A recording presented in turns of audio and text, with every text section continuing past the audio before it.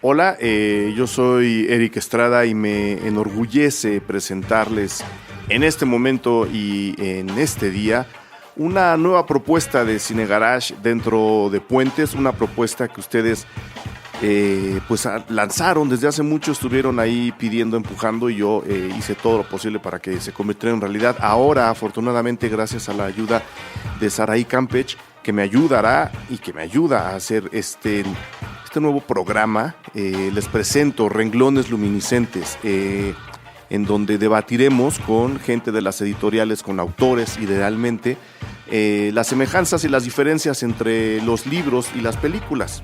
No necesariamente para saber cuál es mejor y cuál es peor, pero sí para ver en qué puntos coinciden, en qué puntos no, las diferencias del lenguaje, por supuesto, y también de ahí pues obtener nuevas ideas tanto para la apreciación del libro como para la apreciación de la película. Es una sección que llegó de parte de nuestro público, que, insisto, trabajamos mucho, estuvimos ensayando, estuvimos grabando, estuvimos haciendo pruebas, entonces poco a poco irán saliendo los episodios cada 15 días durante este año, los viernes en la tarde, cada 15 días tendrán un nuevo episodio de Renglones Luminiscentes. Los dejo con el primero que grabamos hace algún tiempo como parte de estas pruebas, dedicado al libro y a la película Guacolda. Entonces quedan ustedes invitados cada 15 días a escuchar Renglones Luminiscentes aquí en Cine Garage y en Puentes, dedicados a los libros que se hacen película o las películas que vienen de libros, o como ustedes lo quieran ver. Nos escuchamos. Cine Garage. Aquí cabe todo el cine. Con Eric Estrada. Renglones Luminiscentes. Puentes.ml.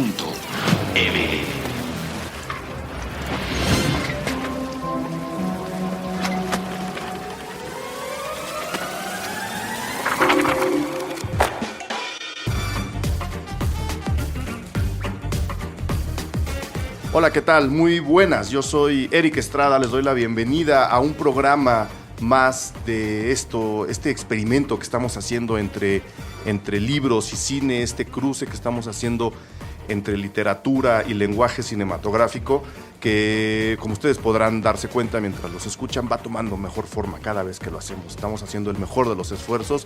Les recuerdo nada más que como todos los programas que hace Cine Garage, los pueden encontrar primero en puentes.me, el sitio en donde están colgados, alojados, distribuidos, acomodados y embellecidos los programas que hacemos para ustedes. Desde la Alianza Rebelde, que estábamos platicando antes de que nos encendieran los micrófonos, el heroico programa dedicado a Star Wars, hasta Boom Shakalaka, que es el programa que se hace sobre la NBA, pasando por el programa de literatura que hace el buen Eduardo Limón, Un libro para el fin. Tenemos programas sobre ciencia, Mandarax, el exitosísimo Mandarax. Mucha gente habla y lo aplaude y se lo merecen. Hasta Toque de Queda, que hace el buen ruso, que anda por ahí girando en una tarde de viernes, que es cuando estamos grabando ahora. Entonces, dense una vuelta por ahí, encuentren sus programas favoritos, escuchen los episodios, denos sus comentarios. Para eso estamos aquí. Antes de seguir, porque creo que el tema, como siempre, nos va a dar para mucho más de lo que duran nuestros programas. Saraí Campech, bienvenida nuevamente a estos micrófonos. Mi colega y mi ¿cómo le podemos decir? Mi comadre para este programa en el que estamos cruzando líneas de literatura con fotogramas de películas. ¿Cómo estás, Saraí?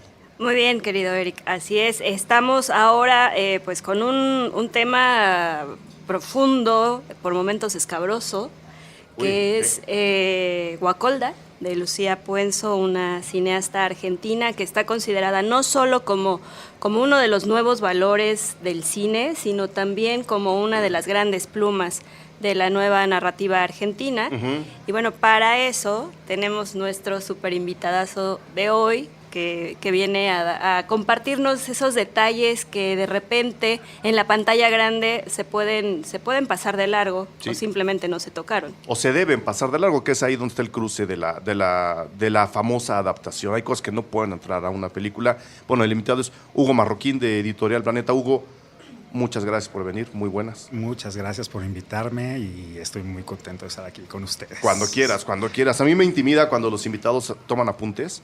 No llevamos ni 5 minutos de programa y Hugo tiene una página entera de apuntes, entonces estoy listo aquí para que me acribillen, porque yo el libro no lo he leído, Guacolda yo no lo he leído, sí vi la película y es justo la idea de este programa, ¿no? Tratar de platicar en qué puntos se cruzan, en qué puntos se tocan y en cuáles no, y tratar de ver por qué y por qué no, y acabar recomendándole a la gente que vean la película y lean el libro, no necesariamente en ese orden.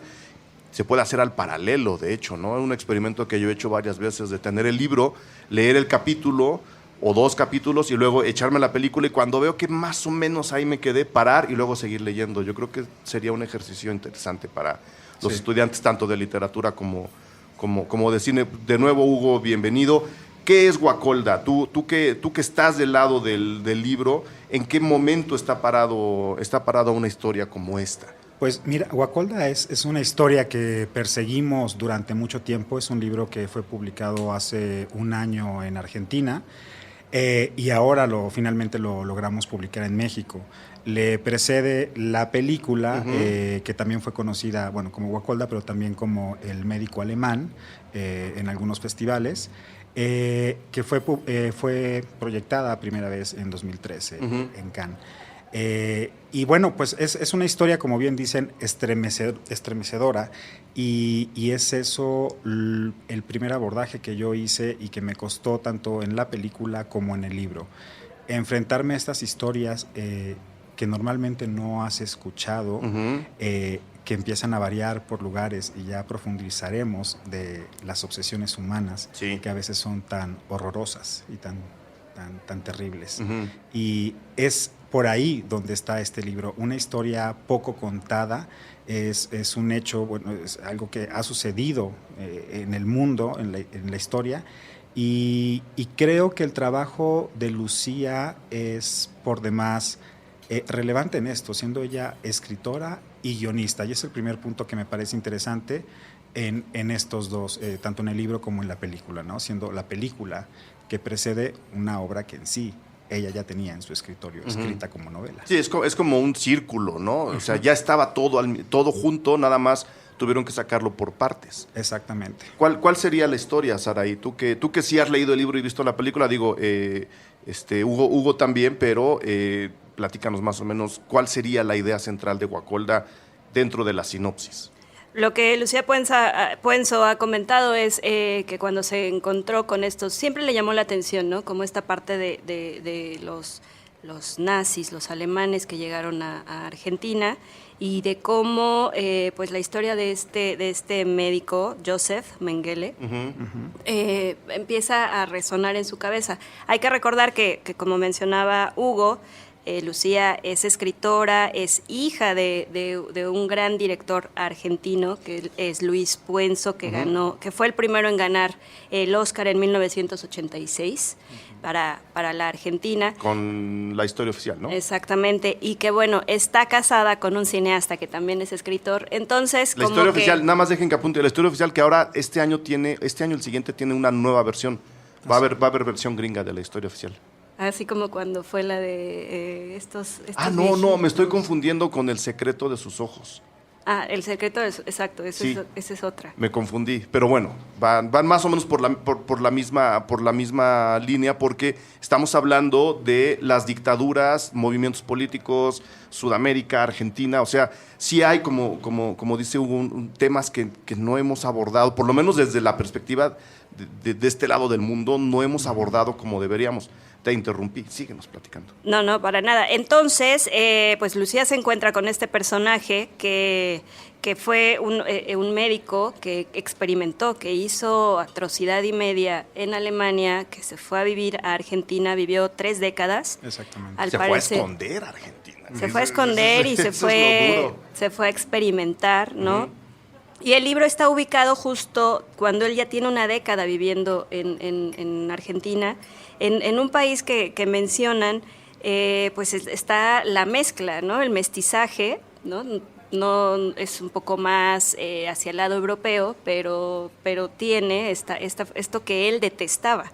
¿no? Que es como lo que se menciona en el libro, que estaba conviviendo ahí con gente que para él pues no tenía valor. E inferiores, ¿no? En muchos sentidos. Porque eran mestizos, justo. Totalmente, ¿no? O sea, eso y latinoamericanos, él, ¿no? Y latinoamericanos además, y del lado de los aliados, o sea, exacto, tenía por todos lados. Es ahí donde el primer dilema de la historia, que es una historia que se inventa Lucía alrededor de Mengele, o Mengele le han dicho de muchas maneras, que de repente se encuentra con una familia que tienen que llegar a una especie de hostal, de hotel pequeño, aislado de todo, como es en la Patagonia, que están al final de todo, afortunadamente.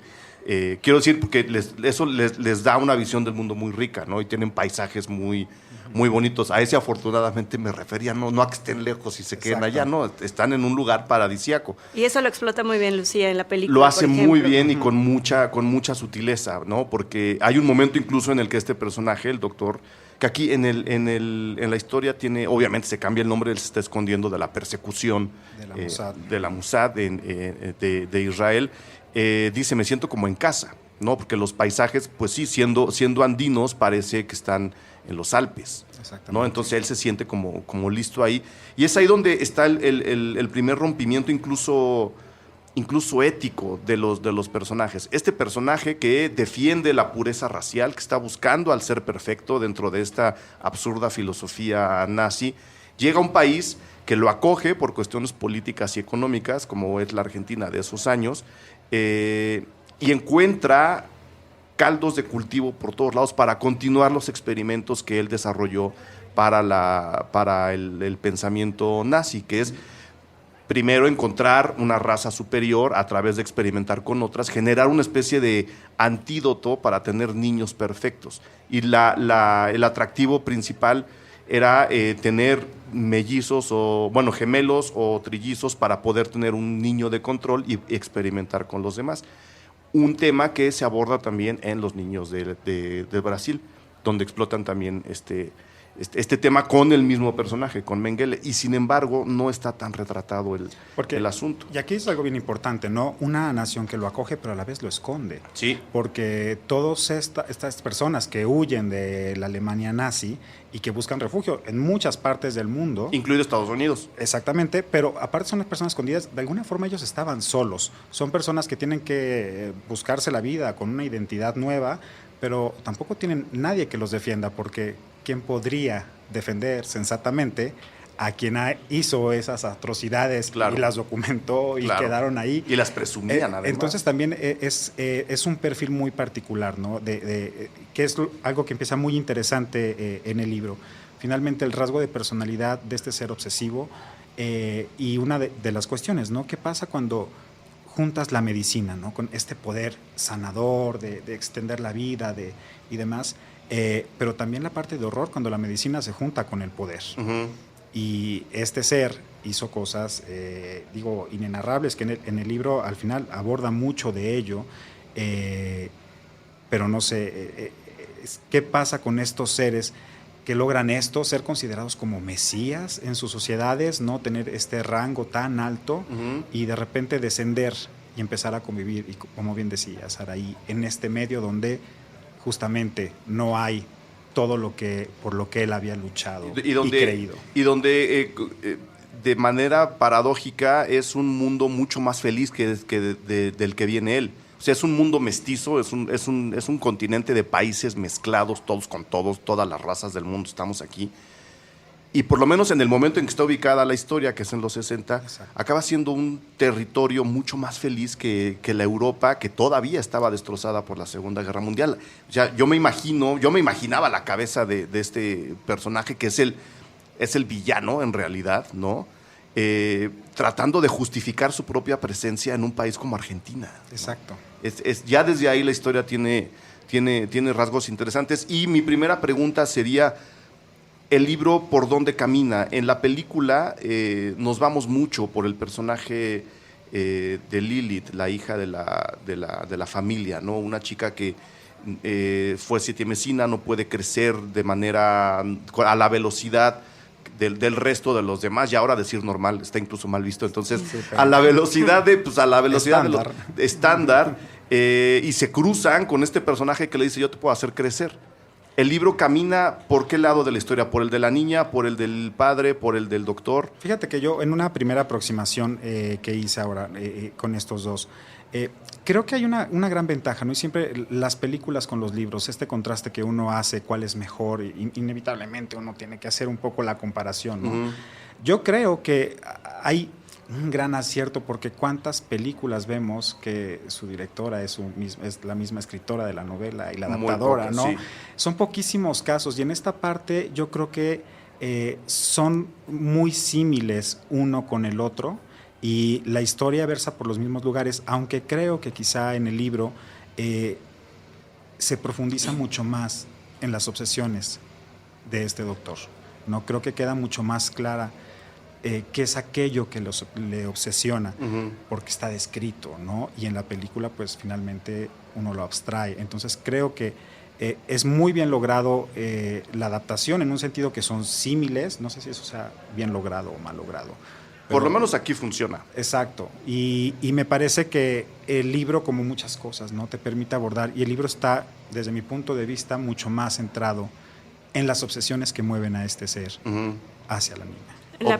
Dime. En la película, la que va narrando, la narradora es Lilith, Sí, ¿no? Que va la hablando niña. de cómo lo que se describe, los cuadernos, ¿no? De dónde estaba. En el libro es él, Exacto. es el médico, el que va un poco en tercera persona, Exacto, ¿no? a veces como parece narrador omnipresente, y a la vez es la voz. ¿Por qué? Porque yo encontraría no una justificación, pero una razón para que aquí sea ella la que cuenta la historia, hablando de la película. Yo diría, tenemos que verlo desde su óptica, porque de alguna forma ella está representando al continente invadido, ¿no? Ella de alguna forma está representando un país que está acogiendo a estos monstruos y que no quiere, pero que a lo mejor necesita.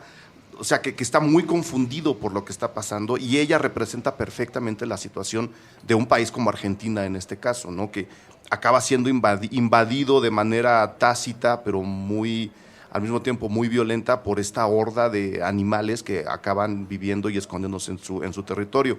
¿Por qué en el libro lo cuenta él? Eso no sé si lo alcanzaron a detectar Pues fíjate ustedes. que, bueno, no lo detecté yo per se, por haberlo detectado, pero fíjate que estuve leyendo un poco sobre los por qué escribió esta historia, porque digo, a mí me resultó muy perturbadora y algo muy nuevo, un tema histórico que yo nunca había leído.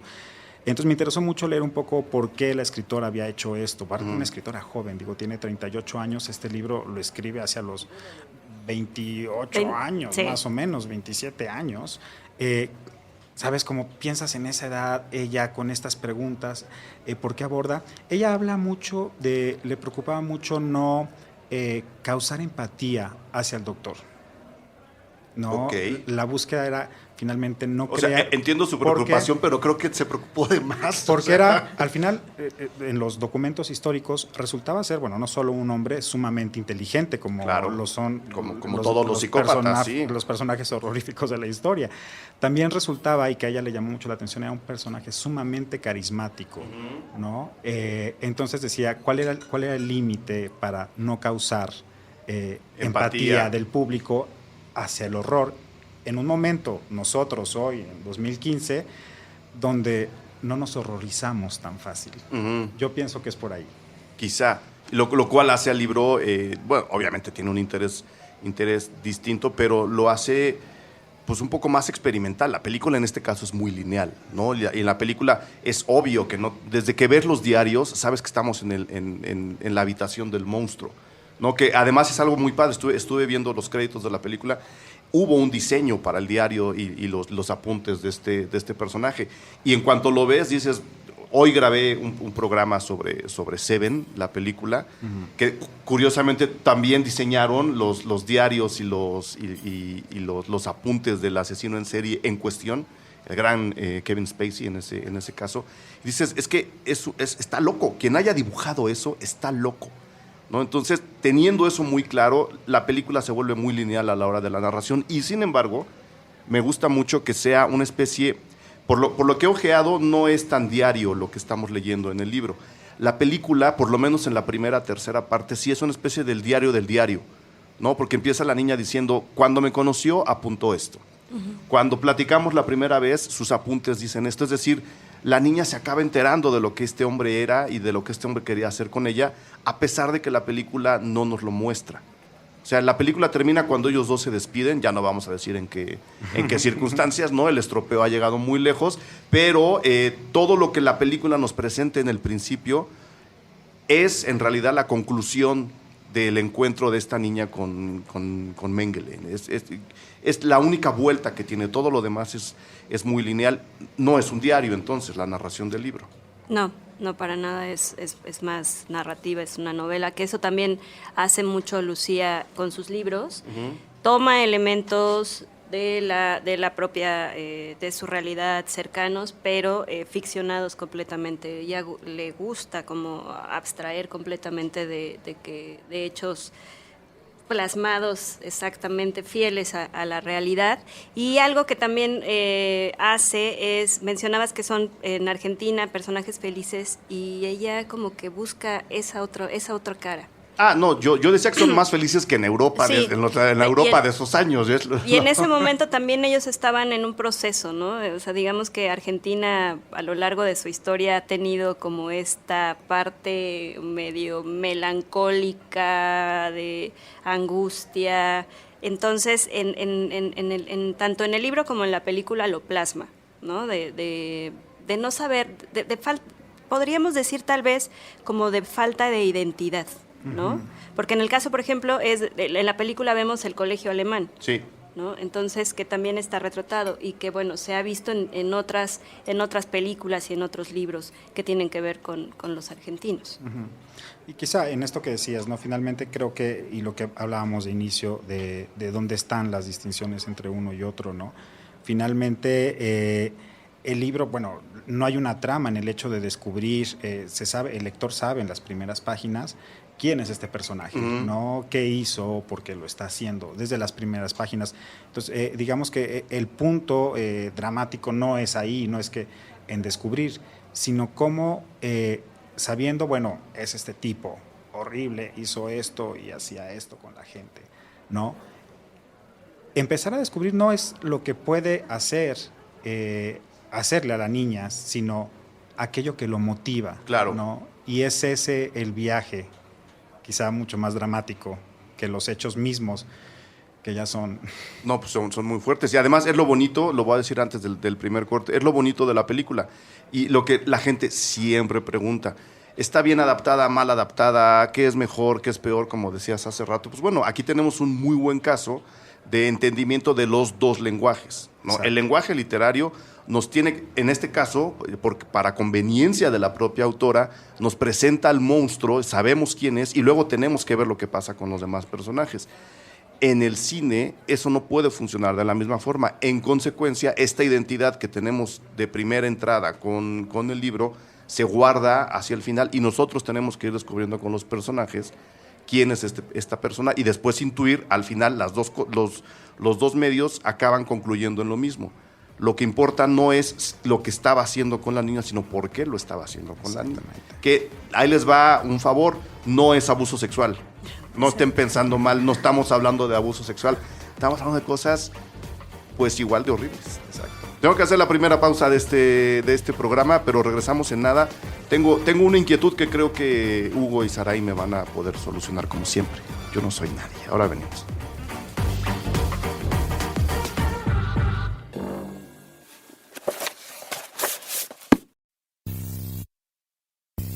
Mirar una película es cruzar una frontera de la que ya nunca puede volverse. Se parece a abrir un regalo. Una vez que sabes lo que hay dentro, aunque vuelvas a colocar la envoltura en el mismo sitio, es imposible regresar la sorpresa a su lugar. Nos vemos del otro lado. Es una frase que los seres humanos deberíamos decirnos cuando entramos a una sala de cine y la luz se ausenta por un rato y empieza a caminar el proyector. Porque no sabemos en quiénes nos habremos convertido en la otra orilla, terminado el lapso. Ni el tiempo, ni el espacio, ni la mente, ni el cuerpo serán los mismos.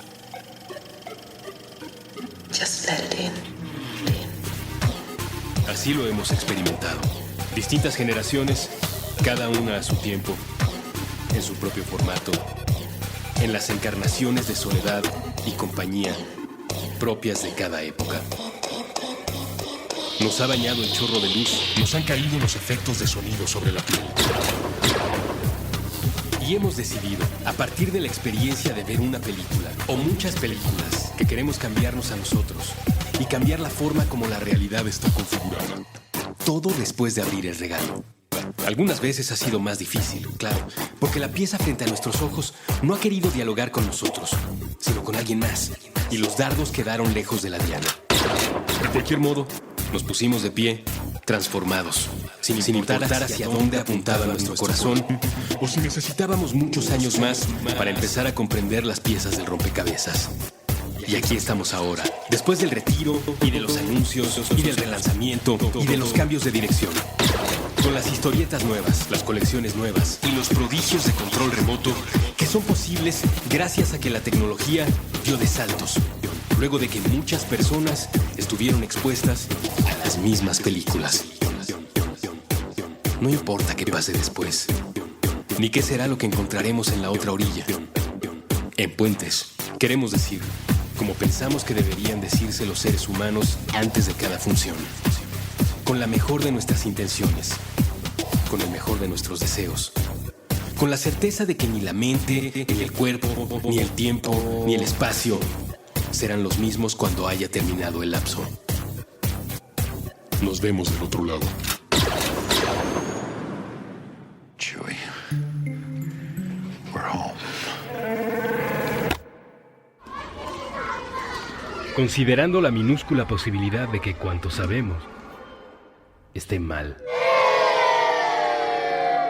Puentes.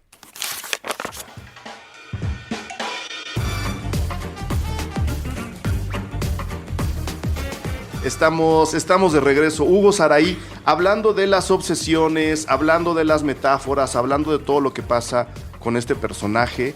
Hay un juego muy padre, por lo menos a nivel de la película. Repito, yo no he leído el libro. Hay un juego muy padre entre la fábrica de las muñecas del padre de Lilith y la idea que tiene este personaje siniestro que es Mengele respecto a la raza humana.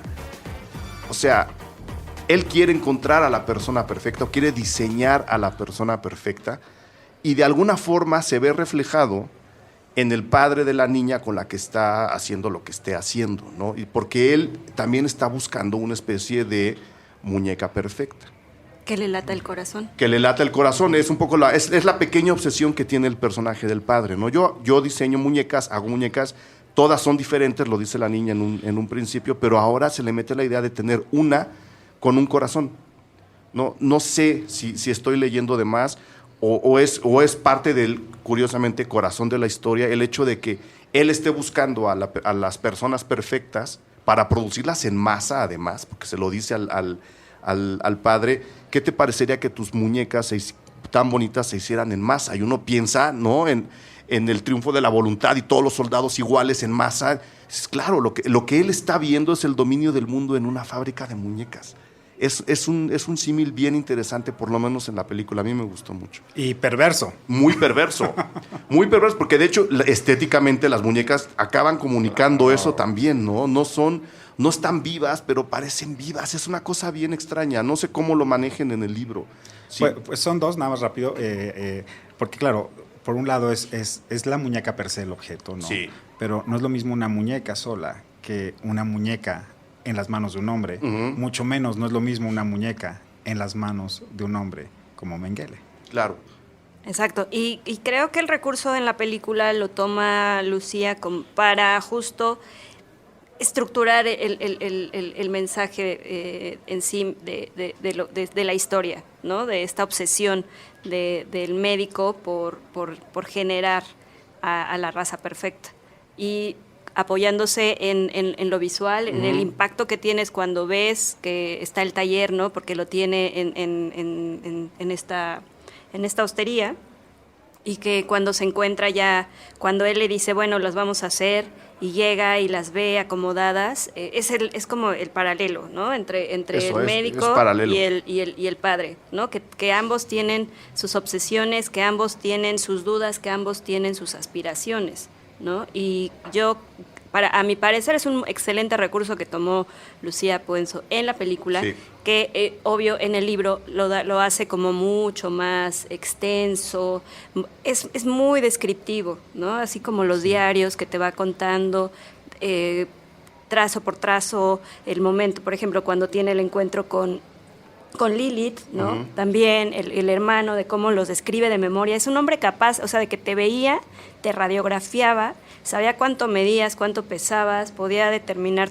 si tenías hasta un problema médico, ¿no? Uh-huh. Entonces, eso lo hace en el libro, que no podía hacerlo en la película.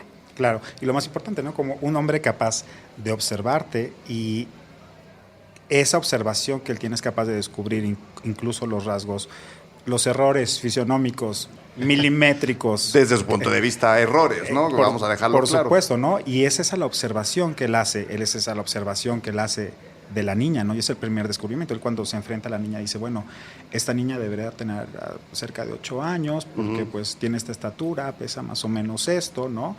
Y no. Y cuando sabe que no, entonces entiende que hay una oportunidad. Hay una oportunidad, exactamente, porque de hecho la niña lo apunta al principio de la película. Su primer apunte sobre mí fue una belleza de medidas imperfectas, una conjunción de medidas imperfectas que provocan belleza, o una cosa similar. El asunto es que él se da cuenta, aunque nosotros estamos pensando que él se enamora de la niña, ¿no? Porque es una chica muy guapa. Y la niña de él, ¿no? Porque también es ese proceso, la adolescencia, está entrando en la adolescencia. Ella parece más pequeña, pero en realidad es una puber, ¿no? Está a punto de convertirse en una adolescente. Entonces, todos esos primeros encuentros en la película son muy inquietantes, porque uno dice, se están tirando la onda, los dos, ¿no? Y yo creo que hay algo de eso, porque, digo, la niña, a pesar de la edad, pues tampoco es que no tenga unas obsesiones propias de su edad, ¿no? Y yo sí percibí como esta fascinación hasta este hombre, que es extraño nombrarlo, ¿no? Hay en el libro una frase que resume todo, yo creo, o mucho de esto, ¿no? Y que habla como, el amor no es un acto que pueda realizarse, sino un cómplice. Uh-huh. ¿No? Y finalmente creo que tiene mucho que ver con esta relación. Los límites entre el amor y la obsesión, pues, ¿quién soy yo para decirlos? No, pues no. Y volviendo al símil con las muñecas y las personas, ¿no? Y la idea que tiene este tenebroso doctor, él acaba encontrando a su muñeca, ¿no? Ahora que describimos el primer encuentro, lo que hace ahí es encontrar a la muñeca que el otro papá, o que el papá tiene en su taller. Yo quiero que en lugar de que mi muñeca tenga un corazón que lata, yo quiero tener a una niña que me permita hacer los experimentos que todavía traigo en la cabeza, regresando a las obsesiones, porque era así como están muy poco platicados estos temas, y podemos volver al tema cuando quieran, yo sí recuerdo que por lo menos en las pláticas de mi infancia, ahí de repente, especialmente en cuestiones de cuando salían películas con el tema, de repente por ahí salía el tema en las mesas adultas sobre todos los nazis que se fueron a esconder a Argentina, decían, ya luego nos enteramos que estuvieron en Brasil, en Paraguay, en Uruguay, en Chile, que estuvieron por todos lados, ¿no? Estados Unidos, seguramente hubo nazis escondidos en México, yo no lo sé, pero seguramente sí. Y uno se da cuenta que pues, las obsesiones estaban tan clavadas en la mente de estas personas que se las trajeron con ellos. O sea, ¿qué necesidad había de, si ya se dieron cuenta que estaban mal, que perdieron la guerra, que pues que la habían regado, ¿por qué seguir con el impulso en los países donde se estaban escondiendo? Bueno, aquí también hay algo históricamente que es importante resaltar, que esta gente, hablábamos al principio, ¿no? Bueno, eran acogidos y de alguna forma escondidos, pero también eran muy apoyados, porque así como ellos no se extinguieron como raza, y así como hoy día sigue existiendo el nazismo, pues bueno, los apoyos los seguían teniendo, y digo, financieramente también muchos de ellos, en particular este doctor, pues vivían holgadamente. No, y la película lo deja muy claro. No sé si el libro nos explique de dónde viene el dinero. Uno en la película acaba intuyendo que viene pues, de muchos lados, incluido tráfico de drogas. No sé si la novela se ocupe en decirnos cómo es que estas personas seguían viviendo tan bien teniendo que esconder a medio mundo. Pues no como un medio como tal, pero bueno, queda claro finalmente eso, ¿no?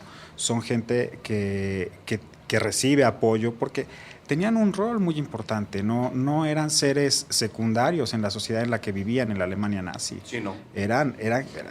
Tenían múltiples seguidores, ¿no? Y gente que los admiraba porque estaban tras esta búsqueda. Entonces, desde ese lado, pues no estaban solos. No, y además el doctor tenía una fortuna. O sea, cuando hay que recordar durante la época del Tercer Reich, los saqueos, ¿no? Robo de obra. Entonces, todos los que estaban en el poder tuvieron acceso a riquezas. Y este personaje era uno de ellos. Además, como los jefes de la policía de un país que conocemos, ¿no? Además, exacto. Y además hay que también tener en cuenta que pues tenían formación militar. Entonces de ahí venía también esa obsesión. Y no importa que hayan perdido la guerra, o sea, el objetivo es uno. Y hasta que no desapareciera el personaje, iba a seguir en esa línea, ¿no? Entonces, por eso él llegó a Argentina, lo hizo, se escapa, ¿no? Está en Paraguay, está en Brasil, y él continúa buscando a su muñeca, que lo que no hemos mencionado también es que, bueno, está este primer acercamiento, enamoramiento, obsesión con Lilith, pero Lilith no viene sola, ¿no? Hay un par de personajes que están a punto de nacer. Ah, claro. Que, bueno, o sea, ese es como el gran regalo que con el que viene acompañada la niña. Pues cuéntanos, ¿no? de una vez. O sea, el hecho de que la madre está embarazada y de una familia ya grande, además, ¿no? Sí, que tiene un hijo ya joven, sí. ¿no? Que también él lo describe como un Adonis, ¿no? Que es muy petulante.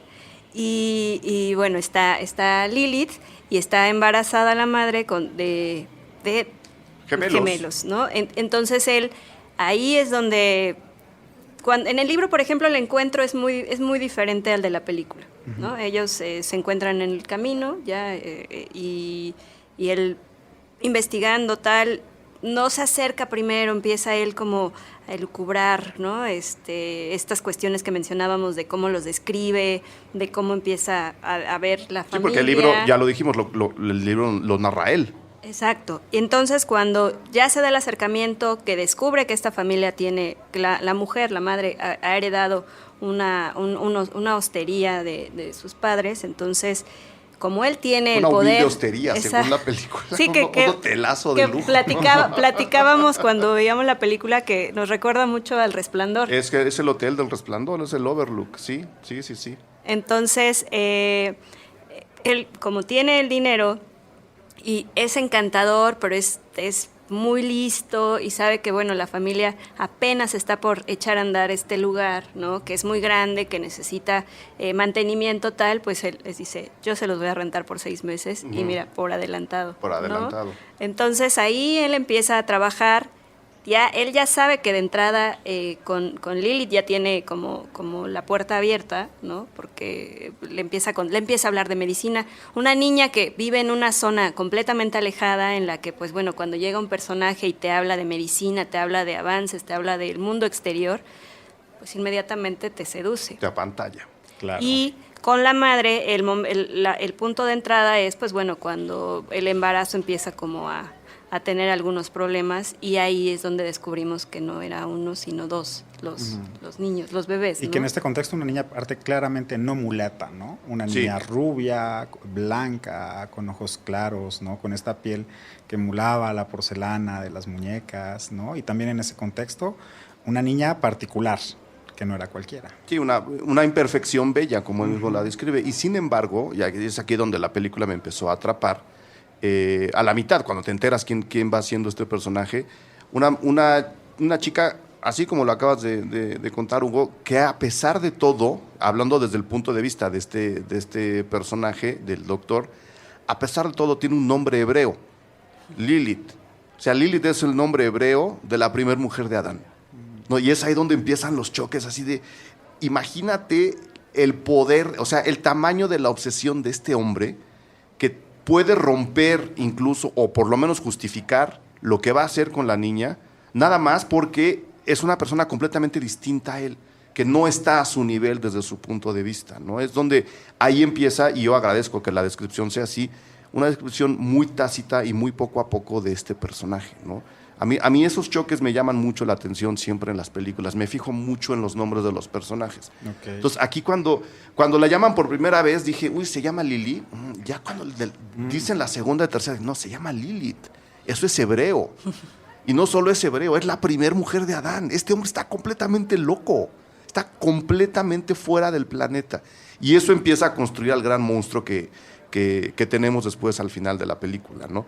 Que además se transporta, ya haciendo ya las analogías con el discurso nazi en pleno, se transporta en avión como se transportaba Hitler en el triunfo de la voluntad, ¿no? Él llega en avión, él llega de los cielos y va a los cielos, ¿no? Él es una persona que por lo menos en su universo maldito y maligno se cree superior a todo mundo y sin embargo no actúa así cuando está con los demás.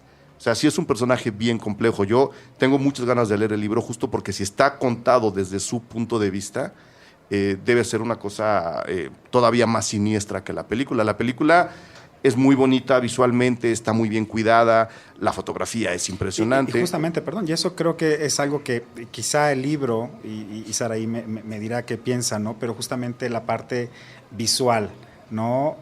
En la película, como es, y que quizá el libro ahí no le hace justicia. Quizá yo tengo la idea, nos dirá Saraí, yo tengo la idea de que la película es muy bondadosa en lo visual. Sí, yo creo que... empezando por el hotel. Exacto, pero además es que en el libro la idea de Lucía es justo eso de presentarnos, descarnar al doctor, ¿no? Entonces es mucho más hacia esa línea. En la película, por obvias razones, no se podía ir por ese lado tan a lo mejor tan sí, oscuro. pero no es el estilo de Lucía. No. O sea, sí se puede haber hecho una película así, pero creo que ella no quería. No, exactamente. Entonces también era como aprovechar para crear estas atmósferas, estos ambientes. Que no son precisamente tenebrosos. No, para nada. Son lugares que incluso hay muchos momentos muy, muy entrañables, ¿no? En cuanto a la relación de los hermanos, ¿no? Que jugando en este sitio ideal, ¿no? O sea, te sientes Heidi. Sí. Que es un poco lo que yo decía, que este hombre se encuentra con un país feliz. O sea, yo lo decía por eso. Por lo menos en ese contexto, la gente está un poco más tranquila. Los niños son felices. Los niños son felices, ¿no? El padre no está realmente en problemas, ¿no? Simplemente pues están tratando de encontrar su rumbo y el padre es otro tema, ¿no? También creo que es el único personaje cuerdo de toda la película. ¿Te pareció? Me pareció. O sea, es el único que dice, señores, nosotros podemos con nuestros problemas, ¿por qué necesitamos meternos con todos los demás? Vamos a ir al hotel, ok, me llevo mis muñecas, porque yo trabajo de eso. Y fuera de eso es el único que mete sensatez en el asunto. A lo mejor desde ahí la película es muy paternal del lado bueno, ¿no? O sea, la niña también tiene sus broncas, ya lo vimos, a la hora de presentársela al doctor hay un trabajo de seducción, voluntaria o no, pero lo hay, ¿no? Y hay un diálogo, un discurso muy, muy obvio. Yo tiro siempre para donde me dicen que no hay que ir. O sea, si me dicen que está prohibido, yo ahí voy a estar. Entonces dices, niña, tú también tienes tus broncas, ¿no? Y por ejemplo, ustedes, aquí yo planteé una pregunta que me parece interesante, ¿no? En estos dos sentidos, ¿cómo perciben ustedes la construcción de personajes entre blanco, negro y esta escala de grises, ¿no? Uh-huh. ¿Cómo la sienten ustedes ahora que estás hablando de esto del padre? Justo eso, el padre en este caso sería el más cuadrado en cuestión de matices. O sea, sabemos que él no va a doblar las manos nunca. Lo sabemos desde un principio, desde que lo vemos, ¿no? Pues ahí está, y él va a meter razón.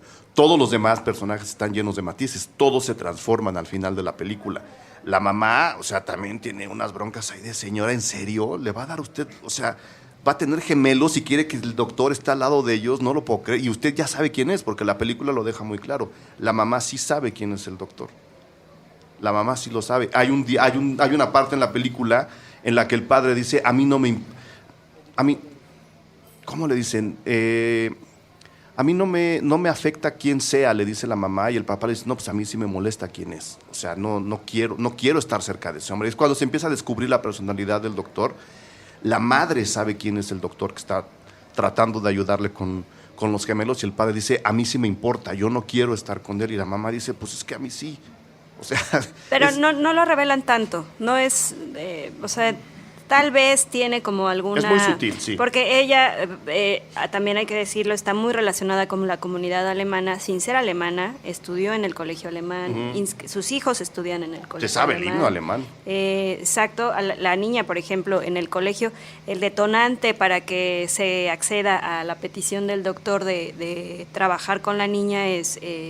que le hacen bullying, ¿no? Porque pues son todos estos chicos de ascendencia alemana o no, pero que tienen esta cuestión aspiracional, sí. ¿no? Y que todo, o sea, cuando van en la piscina y que están pasando las chicas y se dan una vuelta y todo, y le dice el niño, el amigo de Lilith, a ti te han puesto 0, ¿no? O sea, de que, porque es la enana, ¿no? Claro, entonces, la llaman enana, de hecho.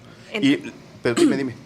No, entonces esa es, no, a mí no me queda como esa impresión de que ellos, la madre sepa completamente el origen del doctor. Digamos que no lo sabe, pero no le importa. Sí, o sea, no le importan como los métodos, siempre y cuando den resultados, ¿no? Pero den resultados para ella. Es una mujer un poco egoísta. También está el otro personaje de Nora, ¿no? De la cual quiero hablar después del corte. Creo que ese personaje nos puede dar mucho. Salvémoslo después del corte. ¿Algún otro personaje? Yo, insisto, para mí todos están loquitos.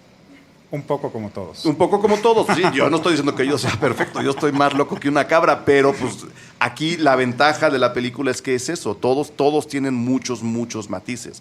Están muy bien matizados. El propio doctor al principio es seductor incluso hacia la cámara, ¿no? O sea, nos están diciendo que este hombre es importante y nos cae bien de entrada. Luego vemos cómo se nos desfigura todo. Los hermanos son muy satelitales, no podríamos meternos ahí en cuestión de la película, pero la niña también tiene sus problemas. El último plano de la película es ella. O sea, tenemos que pensar qué es lo que está pensando ella después de que ha pasado todo lo que ha pasado. Con ella terminamos la película. Y sí, son personajes que se transforman, lo cual siempre se agradece. Sí. Tengo que hacer la segunda pausa de este programa y regresamos para el remate.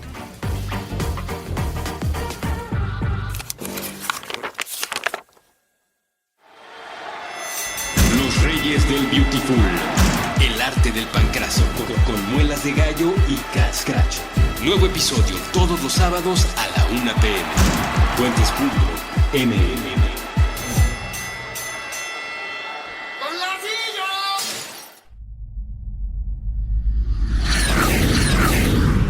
Intercambios horizontales. Puentes. Boom shakalaka. Fauli cuenta. Con Evaristo Corona y Wookie Williams. Nuevo episodio todos los sábados a las 10 de la mañana. Puentes. Boom shakalaka.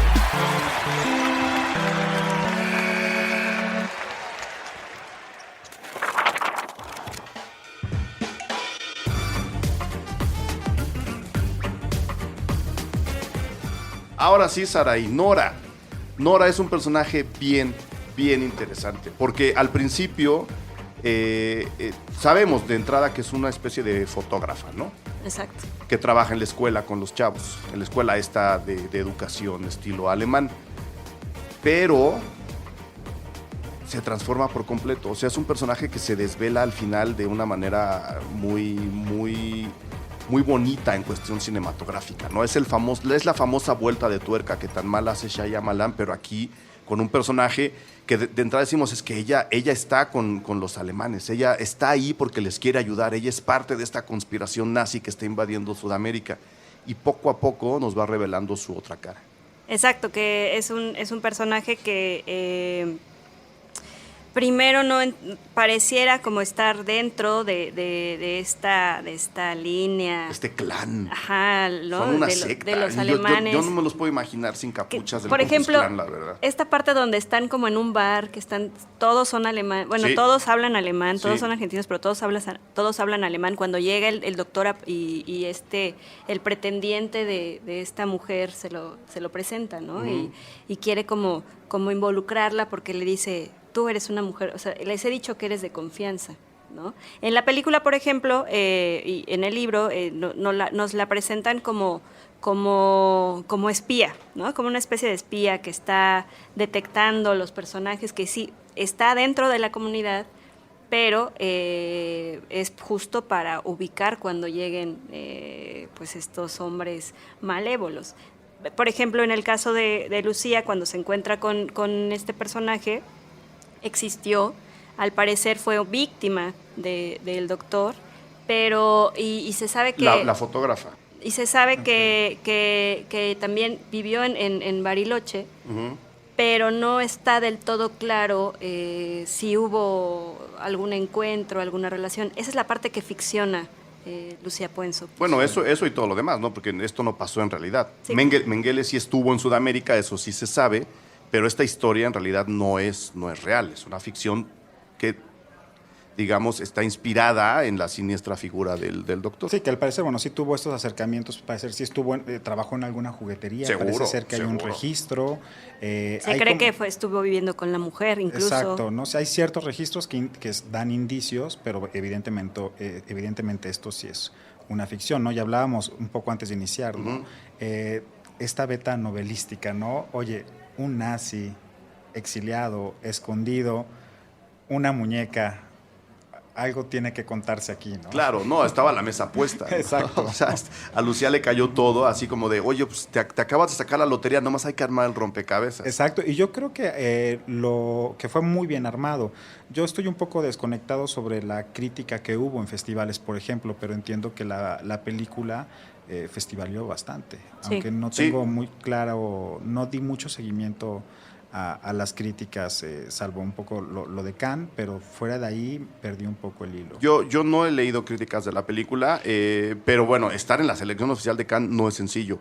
Entonces ya de ahí te puedes dar cuenta que pasan dos cosas con la selección de Cannes. No es fácil entrar, entonces si entras ya estás en un nivel donde los demás simplemente no están. Y dos, cuando entras, la prensa se porta mejor contigo. Claro, y también estuvo en San Sebastián. También en San Sebastián, y es el mismo fenómeno. O sea, es ese tipo de prensa y ese tipo de crítica, cuando estás en la selección oficial, suelen doblar un poco las manos. Entonces, seguramente le fue, ¿Un poco le fue más bien. benévola? La tratan de mejor manera, sí son más benévolos con las películas. Esta se lo merece porque de ninguna forma es una mala película. Es una película muy interesante. Es un thriller muy hollywoodense. Si me tuvieras que preguntar o si te tuviera que responder, está muy del lado hollywoodense. La estructura es la del thriller hollywoodense tradicional. La única vuelta de tuerca está en el personaje de Nora, que además ni es tan vuelta ni es tan brusca, es una revelación muy sutil, muy bonita. Pero evidentemente no estamos en los formatos del cine sudamericano, estamos viendo una película hollywoodense, pensada incluso, me atreveré yo a decir, para encajar en los estándares de la premiación del Oscar. Okay. Ahí anda. De eso a ser mala, nada. Es muy buena película, es muy emocionante, está muy bien actuada, tiene muy buen timing y tiene estas sorpresas de ir matizando los personajes hasta que nos los transforma por completo hacia el final. Yo insisto, la niña no está precisamente bien, ¿no? No es precisamente la mujer más feliz del planeta, no solo porque no puede crecer, hay otros problemas ahí atrás, que eso sí ya los tiene que descubrir la gente cuando vea la película o lea el libro, o idealmente haga las dos cosas. Sí, y yo creo que es una manera también de acercarse al trabajo de Lucía, que bueno, nos sorprendió con esta película de XXY. XXY, una película también muy interesante, también de cambios, también de obsesiones, ¿no? Con otro personaje imperfecto, ¿no? Que no tenía el sexo definido ni afuera ni adentro de su propia persona. Entonces, ahí podríamos encontrar los símiles con esta chica, con Lilith. Digamos, ustedes, por ejemplo, que tienen mucho más clara que yo la parte filmográfica de la autora, ¿cómo encuentran, en qué paso encuentran esta película? ¿Cómo en qué pasa? Digamos, después de todas estas películas que ha hecho, como esto que estás diciendo tú, ¿no? Está más enfocada, ¿cuál es como la búsqueda que logra en esta película? ¿Se ha retratado en otras ocasiones obsesiones? Porque yo no he visto nada de ella. Obsesiones, en realidad, no sé. Yo me iría más por la idea de los personajes imperfectos, hablando de XXY y hablando de esta y el niño pez. O sea, es más por personajes que están tratando de encontrar su propia identidad, diría yo, antes que las obsesiones. Sí, Guacolda es sobre obsesiones, pero el personaje central en la película es una chica que, de nuevo, tiene una belleza imperfecta, que ocurre igual en XXY. O sea, el personaje es muy atractivo, pero su sexo no está definido. No que eso lo haga imperfecto, pero digamos que una vez más salta del estándar. No, y en El Niño Pez la historia es también sumamente estremecedora porque es una chica que está huyendo, llega a Argentina, trabaja con una familia, ella sí es abusada por el padre de familia, la chica que llega a trabajar. Se da como un guiño entre una relación entre la hija de familia y la chica que llega, que huyen, ¿no? Y que atrás hay toda una historia de por qué la leyenda del niño pez, ¿no? Entonces, lo que yo creo que hace Lucía con sus películas es que en estas exploraciones como cine de autor ha logrado como saltar y llegar hacia otros estándares mucho más amplios, ¿no? Que eso también se agradece, que no se queden de repente como en una línea nada más de... Que es un poco lo que yo decía. Sí está en los formatos de Hollywood, pero son los formatos de Hollywood que busca el Oscar. O sea, estás hablando de un cine industrial muy bien armado, con muchas lecturas debajo, con muchas capas, donde te puedes meter a nadar tranquilamente y sabes que no vas a acabar en un par de horas, ¿no? Aquí está la prueba, llevamos 1 hora de programa y seguimos hablando de la misma historia contada en 2 formatos diferentes, el libro y la película. Dime. Sí, no, justamente porque me pareció a mí muy interesante esta parte, ¿no? Como ella como guionista y a la vez como escritora, y por eso la pregunta quizá, ¿no? Cómo en un lugar... tiene esta búsqueda, por ejemplo, en el libro, donde se adentra tanto en los personajes, y cuál es la búsqueda que hace en la parte cinematográfica, ¿no? Más allá de esta película en particular. A mí lo que me deja en la parte cinematográfica es justo la idea de las obsesiones y la siniestra personalidad del doctor, que se arma cuando acaba la película. O sea, al principio no lo sabes y el peso que te cae al final es que este hombre tiene un plan del mundo, por un lado muy lógico para él, pero por el otro lado tan frágil como una fábrica de muñecas. O sea, por un lado te está diciendo las grandes obsesiones que tiene, pero ubicadas en la realidad, lo que él tiene es una fábrica de muñecas. Es algo imposible de hacer y además de todo ridículo, ¿no? Nunca va a llegar a abordar la realidad como debe de ser. Entonces te muestra los 2 lados, su enorme fortaleza interna de él con él, pero la imposibilidad de que un hombre así funcione en este mundo, que fue lo que le ocurrió al régimen nazi a final de cuentas. Se estrellan con la realidad no es la que se han pintado ellos a sí mismos. Esa es la gran enseñanza que a mí me deja a nivel de cine, muy sutil, no lo hace de manera obvia, nunca, y eso siempre lo agradezco. Siempre. Sí, y que parte de un caso particular y va hacia lo general. O sea, hay un personaje, como en este caso el médico, sí, pero terminan encontrando su reflejo todos los otros miembros, ¿no? Que aparecen en la película y en sus libros y en sus otros trabajos. Entonces, sí terminas viendo la película y quedándote con una pesadumbre, ¿no? Digamos que el corazón da 2 latidos más de lo normal en un segundo, ¿no? Así de, híjole. Exacto. Y sí te quedas un poco quebrado. Yo recomiendo mucho la película. Prometo echarme el libro, que amablemente me trajeron. Perfecto. Y prometo devolverlo cuando lo acabe, por supuesto. Pero me lo voy a echar, yo creo que esta semana. Es muy, muy cortito. Yo creo que si la gente lo compra se van a pasar un muy buen rato. La película por el momento se puede ver en Movie. Ahí me la eché yo. No sé si haya una copia en DVD o en Blu-ray. No, me parece que estaba también en iTunes, me parece. Es probable que esté en iTunes. Y probablemente Filmin Latino no tarde también Y en una de esas, si le rascamos, también puede aparecer en Netflix. Entonces, échenle un ojo, sí, chéquenla. Yo creo que... Habrá que ver el nombre, ¿no? Que bueno, por un lado, como el libro, Guacolda, o el médico alemán. Okay. ¿Algo más que quieran agregar, chicos? Pues nada, yo nada más quisiera volver a retomar nada más una frase para mí, yo para resumir este libro, Sí. Y más allá de las obsesiones y las valoraciones morales que a veces hacemos, ¿no? Y es esta frase, ¿no? Que el amor es un acto que no puede realizarse sin un cómplice. Ya está. Con eso nos vamos. Nos vamos. Saludos. Gracias.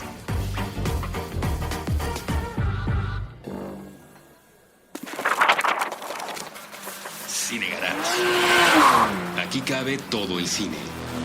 Con Eric Estrada. Renglones luminiscentes. Puentes.mx